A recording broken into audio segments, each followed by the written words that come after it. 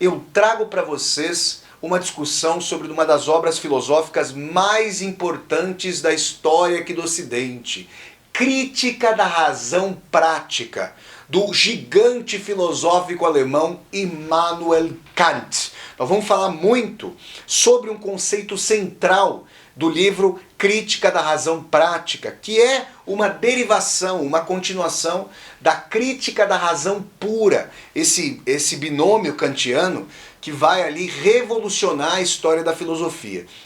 No futuro farei, eu estou fazendo a resenha primeiro da Crítica da Razão Prática, eu tenho mais interesse sobre as discussões ético-históricas do que sobre as discussões da teoria do conhecimento, que também me interessam, mas menos do que a carnalidade das tensões éticas com as quais o Immanuel Kant discute. Mas eu quero dizer que no futuro farei também uma resenha sobre a Crítica da Razão Pura de Immanuel Kant. Pessoal, antes de mais nada, eu quero mostrar aqui a vocês o meu caçula literário, o livro diário de um escritor na Rússia. Mas Flávio, o que tem a ver o diário de um escritor na Rússia, o teu quarto filho literário, publicado em 2019 pela editora Edra, com o Immanuel Kant e a Crítica da Razão Prática? Bom, tem bastante a ver. Por quê? Porque uma das cidades que eu visitei da Rússia Europeia, entre as 10 cidades da Rússia Europeia que eu visitei para escrever durante a última Copa do Mundo, a Copa do Mundo 2018, o Diário de um Escritor na Rússia, foi a cidade chamada hoje de Kaliningrado, em homenagem ao revolucionário soviético Mikhail Kalinin, que foi, salvo engano, o primeiro presidente da União Soviética. Mandava nada, né? Quer dizer, mandava, mas não mandava nada em comparação com o secretário-geral do Partido Comunista. A cidade de Kaliningrado foi amealhada pela União Soviética dos alemães, junto aos alemães, contra os alemães, ao fim da Segunda Guerra Mundial. É uma cidade situada ali à beira do Mar Báltico, tem uma posição muito estratégica para a Rússia hoje e é altamente militarizada ali para a proteção da Rússia. Mas vale dizer, gente, que a Kaliningrado, quando pertencia à Alemanha, ao Império Alemão, se chamava Königsberg, cidade onde nasceu, viveu e morreu Immanuel Kant. E aí, gente, eu quero dizer que quem for ler aqui o Diário de um Escritor na Rússia vai deparar com textos justamente sobre Königsberg e sobre Immanuel Kant, e eu pude tirar uma foto da máscara mortuária, uma coisa assim tremenda. O rosto do Kant magro, com covinhas, o nariz ali com uma corcova, o nariz pronunciado do Immanuel Kant, um rosto austero, eu diria para vocês. Eu pude tirar uma foto da máscara mortuária do Kant na Catedral Protestante de Königsberg. Uma catedral austera que eu não achei tão bonita assim, ao lado da qual fica o túmulo de Immanuel Kant, ali em Königsberg. Muito bem, isso colocado, eu quero contar aí um caos histórico, uma anedota entre séria e chistosa sobre Immanuel Kant. Diziam ali sobre Kant que ele tinha a verdadeira disciplina prussiana, que dividia o seu dia da maneira mais cartesiana possível para maximizar a sua rotina de estudos e escrita, ou seja, o seu trabalho filosófico. Kant, inclusive, chegava a amarrar uma cordinha na cabeceira da sua cama, ligando ao banheiro, para se fosse acordar para fazer necessidades fisiológicas durante a noite, não se perder, ir rapidamente ao banheiro, maximizar o seu tempo de descanso, para poder realizar a sua obra. Ou seja, uma coisa simplesmente formidável, né? Uma verdadeira entrega, um verdadeiro sentido de missão do conhecimento, da filosofia. Muito bem, isso colocado, Immanuel Kant fazia passeios, era também peripatético, para eventualmente descansar, para ter um passeio diário e ficar devaneando ali, desacelerar ou desesquentar a sua cabeça, dar uma esfriada na cabeça. E ele fazia esses passeios, vocês acham que é ao léu? Não, com a mesma disciplina prussiana com que trabalhava. No dia 14 de julho de 1789, vejam vocês, os habitantes de Königsberg estranharam, porque eles conseguiam acertar os próprios relógios com a passagem de Immanuel Kant em frente às suas casas, às suas lojas e assim por diante. Mas naquele dia, 14 de julho de 1789, Kant se atrasou. Por quê? Porque explodiu na França, mais especificamente em Paris, a Revolução Francesa. Havia caído a Bastilha. E Kant, na sua crítica da razão prática, com seu imperativo categórico ético, que tanto falara contra a arbitrariedade, contra a instrumentalização de um indivíduo pelo outro e de uma população por um governo, e Kant, vale lembrar, está imerso à época ali do absolutismo monárquico, Kant ali se atrasou. E todos os moradores e moradoras de Königsberg souberam no ato que estavam diante de algo verdadeiramente grandioso explodindo na Europa. A Revolução Francesa, que traria uma vaga republicana, varrendo ali do mapa político e histórico da Europa as antiquíssimas, seculares monarquias absolutistas. Por que isso é importante para a teoria de Immanuel Kant, que viria a ter muito entusiasmo no início da Revolução Francesa, mas que depois veria que a dimensão de uma paz perpétua, a dimensão ali de governos racionalmente instruídos, de governos motivados pelo imperativo categórico ético, que se voltaria não só para os cidadãos e cidadãs, mas para os governos, Kant se horrorizou quando cabeças começaram a rolar, quando o pescocinho escanhoado do Luís XVI, do monarca de então, foi ali ceifado pela guilhotina. Mas é importante dizer que o imperativo categórico ético é uma das dimensões filosófico-éticas fundamentais para embasar, por exemplo, as sociedades racionais que o socialismo queria construir. Flávio, você está dizendo que o Kant era socialista? Não, eu não estou cometendo esse anacronismo. O que eu quero dizer para vocês é que a dimensão do imperativo categórico ético não é apenas e tão somente uma deliberação ética individual. Ela também o é. Porque se vocês forem procurar um ensaio, resposta para a questão, o que é o iluminismo, do mesmo Kant, o Kant vai dizer que a essência do iluminismo, desse grande movimento filosófico do século das luzes ali, encapitaneado por filósofos franceses, mas que recebeu grande aporte justamente do idealismo alemão, capitaneado por Immanuel Kant. É importante dizer que nesse ensaio, resposta para a questão o que é iluminismo, Kant vai dizer que iluminismo é a capacidade de um indivíduo pensar por si só, não ser heterônomo, não ser coagido ou ludibriado ou infantilizado pensando a partir de fora, a partir de outrem, a partir de estruturas de poder. O iluminismo, para Kant, se baseava no sapere aude, ouse saber. Eis o lema do iluminismo. E aí eu quero destrinchar aqui para vocês a dimensão do imperativo categórico ético. Vejam vocês aqui. Kant vai dizer que é preciso agir eticamente de tal maneira que a ação do indivíduo possa ser universalizada. Então vamos pegar um exemplo banal aqui para nós compreendermos essa dimensão do imperativo categórico ético kantiano. Imaginem que eu tenho um carro, tá? E eu estou parado ali junto à faixa de pedestre porque o semáforo está fechado, ele está vermelho, né, com sinal vermelho. Imaginem isso. Agora pensem no seguinte, eu estou impaciente, eu não quero nem saber das leis de trânsito, eu quero chegar logo ao meu destino, ou seja, eu sou um anticidadão, né, um camarada desrespeitoso. E eu vou lá e violo o sinal vermelho, correndo o risco de meu carro ser abalroado, correndo o risco de abalroar o carro dos demais, ou seja, colocando a minha vida e a vida de outrem em risco. Quando eu faço isso, para o Kant, eu estou dando a possibilidade para outrem de que a minha ação seja universalizada. Ou seja, se eu passo no farol vermelho, eu claramente estou gerando mimese, capacidade de reprodução para os demais. Porque eu vivo em sociedade. Então, por que eu não daria a possibilidade de outrem repetirem a minha ação? É por isso que se nós pensarmos nesse exemplo banal do cruzamento ilegal do farol vermelho, por mim, que merece claramente uma infração grave, né? Nós vemos que não há possibilidade de vida individual e social se as pessoas agirem instrumentalizando as demais, tratando as demais, todos os demais, inclusive a si mesmas, se nós formos pensar, como meios com vista a fins.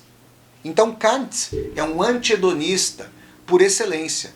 Kant é um anti-utilitário por excelência. Alguém que vai se distanciar da dimensão de maximização das satisfações pessoais. A não ser que a satisfação pessoal seja racional, ou seja,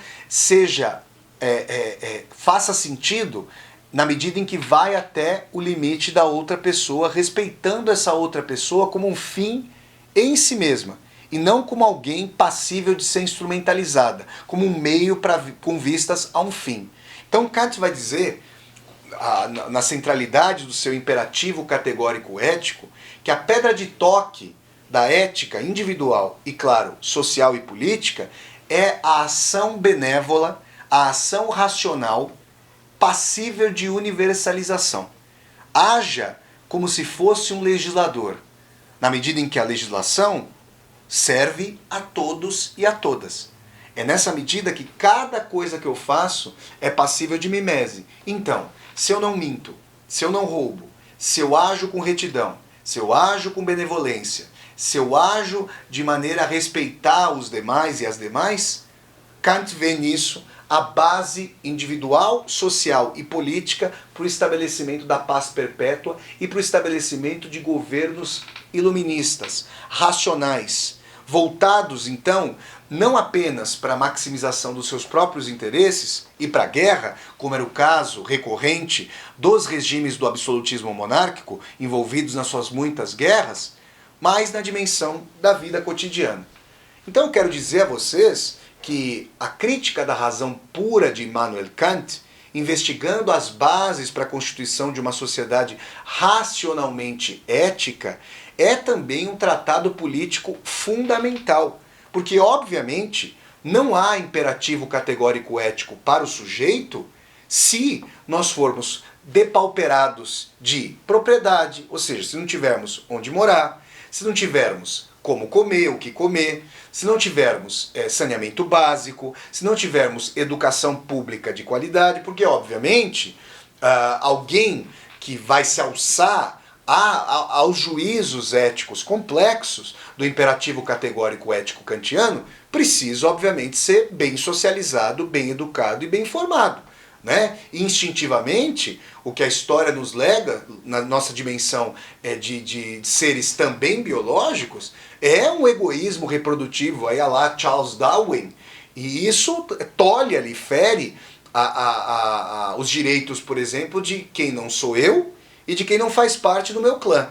Então, obviamente que o imperativo categórico ético entra em colisão com a sociedade do capitalismo, com a dimensão de sociedades concentracionistas de renda, que não fornecem a boa parte da população, como no capitalismo brasileiro, uma possibilidade civilizacional e de vivência condigna.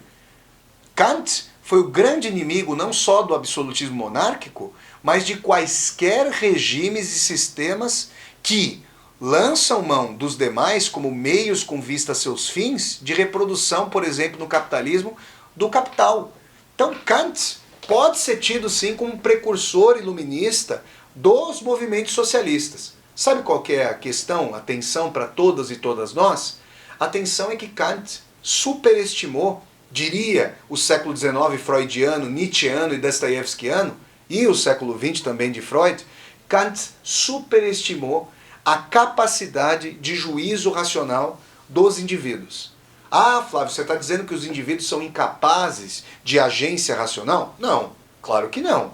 Mas Dostoiévski, o grande escritor russo Fyodor Dostoiévski, os grandes filósofos alemães Arthur Schopenhauer e Friedrich Nietzsche, e também o grande psicanalista de origem austríaca, judeu, Sigmund Freud, mostrariam que existem muito mais pulsões e condicionamentos no ser humano do que o indivíduo racional kantiano gostaria de admitir.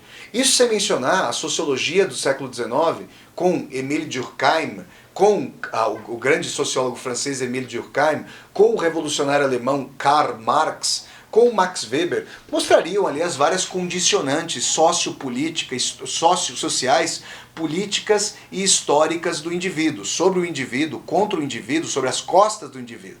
É nesse sentido que, do século XVIII kantiano, e Kant vai publicar suas duas críticas, a crítica da razão prática pura e a crítica da razão prática, em fins do século XVIII, daquela época para agora, nós vemos que é possível sim a agência racional, mas também é possível perceber que as tendências da condição humana mais encardiçadas, o discurso da servidão voluntária, a irracionalidade, a síndrome de Estocolmo, são balizas importantes para nós entendermos a história humana e as sombras com as quais o iluminismo não quer dialogar.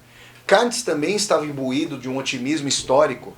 Imaginem vocês, monarquias ali seculares, reis tidos como a emanação de Deus, sendo questionados radicalmente e sendo transformados em pessoas como todos e todas e cada um de nós. Vocês estão percebendo? Agora a nossa época já viu a Primeira Guerra Mundial, a nossa época já viu a Segunda Guerra Mundial, a nossa época já viu os campos de concentração nazistas e os campos de trabalho forçado stalinistas. A nossa época convive com a desigualdade brutal produzida pelo capitalismo. A nossa época vê a arbitrariedade.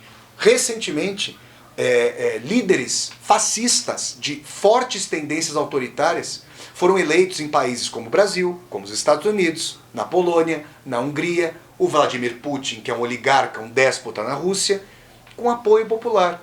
Ou seja, será que nós podemos de fato acreditar, vejam o verbo que eu estou usando, acreditar profundamente no imperativo categórico kantiano? Mas eu quero dizer a vocês que o imperativo categórico kantiano é menos uma realidade posta e mais um norte ao ser alcançado. Como, digamos, o sermão de despedida de Maomé, o grande profeta muçulmano, como o sermão da montanha de Jesus Cristo, nos quais, aliás, o imperativo categórico kantiano bebe. Ele vai beber nesses textos religiosos, nas várias tradições espirituais da humanidade, do Ocidente e do Oriente, mas vai secularizar um princípio que está presente em todas as tradições religiosas. Qual seja? O princípio da regra de ouro. Faça ao próximo aquilo que você gostaria que fosse feito com você. É claro que, com o conhecimento dostoievskiano, nietzscheano, freudiano, schopenhaueriano da realidade, a gente vê que essa regra de ouro é problemática para sadomasoquistas. Ou seja, um masoquista gostaria que fosse feito, faria para o outro o que se faz com ele, ou seja, gostar de apanhar, gostar de ser mutilado, gostar de ser violentado, isso é uma tragédia, mas faz parte também da história humana. De qualquer maneira, Kant, com a sua crítica da razão pura, trouxe marcos outros de pensamento, de balizas sociais, de balizas políticas, fundando um novo tempo da história. Tudo isso é fundamental para que nós entendamos que as cartas constitucionais republicanas, o princípio dos direitos humanos, tudo isso tem também a impressão digital e cerebral e filosófica do grande filósofo alemão Immanuel Kant, autor de Crítica da Razão Pura. Crítica aqui não vai como crítica no sentido recorrente como nós falamos, mas sim base para os fundamentos da razão pura. Então é isso, pessoal. Essa foi, com Immanuel Kant, mais uma resenha de livro aqui do meu canal do YouTube. Se vocês gostaram de mais essa resenha literário-filosófica, eu peço que vocês deem um like no vídeo, curtam o vídeo, disseminem esse vídeo pelas redes sociais, para que nós possamos chegar a cada vez mais e mais pessoas. E se você está chegando ao canal pela primeira vez, seja muito bem-vindo e bem-vindo. Eu peço que você se inscreva aqui no canal, toque a sinetinha para poder receber as notificações e deixe o seu comentário aqui embaixo desse vídeo para nós podermos conversar. E mais, aqui embaixo desse vídeo você vai encontrar uma tecla chamada Seja Membro. Se você gosta das minhas resenhas de livros, das minhas resenhas de filmes, das minhas aulas ao vivo e dos meus vídeos de leitura literária, considere a possibilidade, clicando nessa tecla Seja Membro, de se tornar um apoiador, um membro humanista, uma membro humanista aqui do canal e apoiar financeiramente este projeto youtubico de Universidade Aberta segundo a sua possibilidade. Então é isso, gente. Eu deixo aqui o convite para vocês sempre assistirem às resenhas de livros aqui do meu canal, que acontecem todas as quintas-feiras, às 8 horas da noite. Então é isso, pessoal. Até a próxima resenha de livro e tchau, tchau!